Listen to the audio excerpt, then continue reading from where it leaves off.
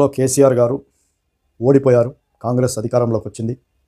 ఆయన ఏం ఊహించారంటే ఎలక్షన్లోకి వెళ్తున్నప్పుడు సందర్భంలో ఈ రెండు పార్టీలు కాంగ్రెస్ అండ్ బీజేపీని సమానంగా ఆయన ఢీకొనడానికి, మాటలు ఎదుర్కోవడానికి ఈ రెండింటిని కూడా టార్గెట్ చేసి వాళ్ళ నాయకులకు కూడా ఆదేశాలు ఇచ్చి ఎక్కడ కూడా చూడు ఈ బీజేపీని కాంగ్రెస్ని సమాంతరంగా టార్గెట్ చేయడం వల్ల ఈయన ఓడిపోవడం జరిగింది.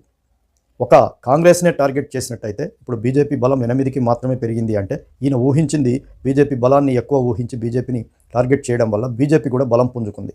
అన్ని నియోజకవర్గాల్లో గెలిచింది 8 కావచ్చు, కానీ 40 నియోజకవర్గాల్లో బలం పుంజుకోవడం వల్ల, ఓట్లు చీలడం వల్ల ఈయన గెలుస్తా అనుకున్నాడు. కానీ అక్కడ కాంగ్రెస్కు మాత్రం ఓట్లు వేయగలిగారు. బీజేపీ చీల్చింది, గెలవలేకపోయింది. టీఆర్ఎస్ ఇప్పుడున్న బీఆర్ఎస్ మాత్రం వాళ్ళు కూడా ఓట్ బ్యాంకును తెచ్చుకోగలిగారు. కానీ వీళ్ళకంటే 500, 1000, 1500 ఓట్ల కాంగ్రెస్ పార్టీ